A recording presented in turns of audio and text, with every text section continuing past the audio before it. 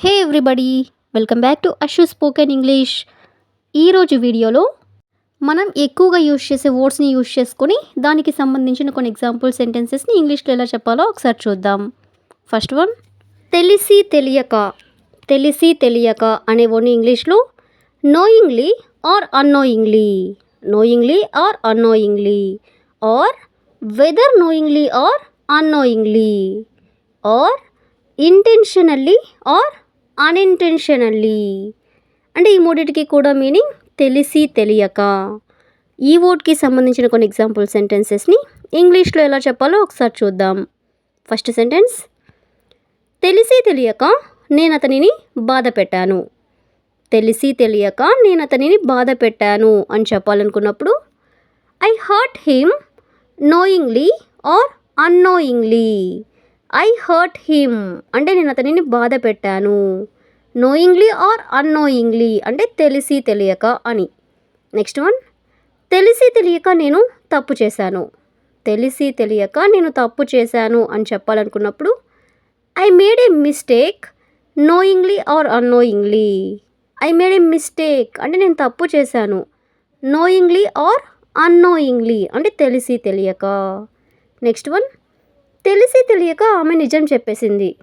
తెలిసి తెలియక ఆమె నిజం చెప్పేసింది అని చెప్పాలనుకున్నప్పుడు she revealed the truth knowingly or unknowingly. She revealed అంటే ఆమె నిజం చెప్పేసింది అంటే రివీల్ చేసేసింది. ద ట్రూత్ అంటే నిజం. నోయింగ్లీ ఆర్ అన్నోయింగ్లీ అంటే తెలిసి తెలియక. నెక్స్ట్ వన్, తెలిసి తెలియక అతను నా మనసు నొప్పించాడు. తెలిసి తెలియక అతను నా మనసు నొప్పించాడు అంటే హర్ట్ చేశాడు అని చెప్పాలనుకున్నప్పుడు he hurt my feelings knowingly or unknowingly. He hurt my feelings అంటే అతను నా మనసు నొప్పించాడు. నోయింగ్లీ ఆర్ అన్నోయింగ్లీ అంటే తెలిసి తెలియక. నెక్స్ట్ వన్, తెలిసి తెలియక ఎవరిని అవమానించొద్దు. తెలిసి తెలియక ఎవరిని అవమానించొద్దు అని మనం ఎవరికైనా చెప్పాలనుకున్నప్పుడు don't insult anyone knowingly or unknowingly. Don't insult anyone అంటే ఎవరిని అవమానించొద్దు. Knowingly or unknowingly. Next one, తెలిసి తెలియక నేను నీ పేరు చెప్పాను.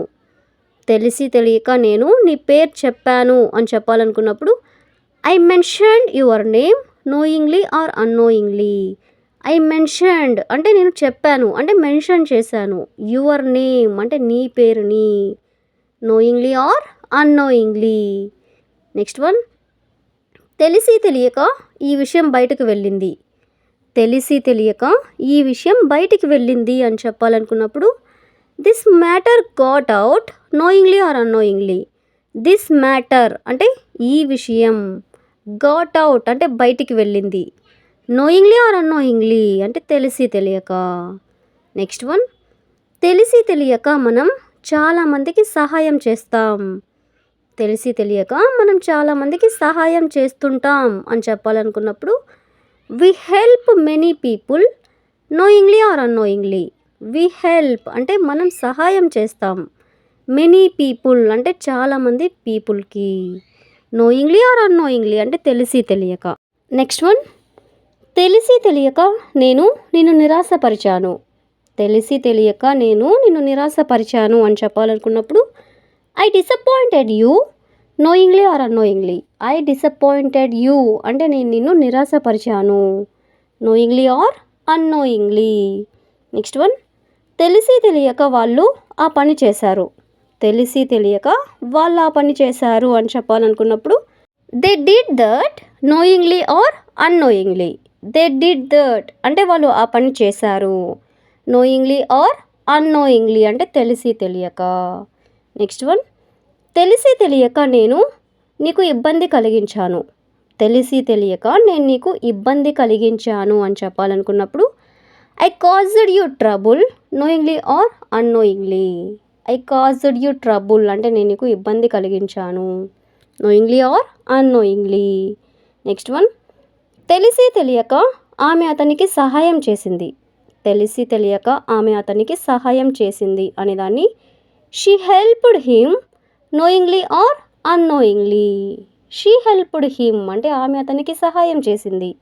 నోయింగ్లీ ఆర్ అన్నోయింగ్లీ అంటే తెలిసి తెలియక. సో ఈ విధంగా మనం తెలిసి తెలియక అనే వర్డ్కి సంబంధించిన కొన్ని ఎగ్జాంపుల్ సెంటెన్సెస్ని ఇంగ్లీష్లో ఎలా చెప్పాలో తెలుసుకున్నాం కదా. So that's all for today. I hope you all like this video. Thank you for watching.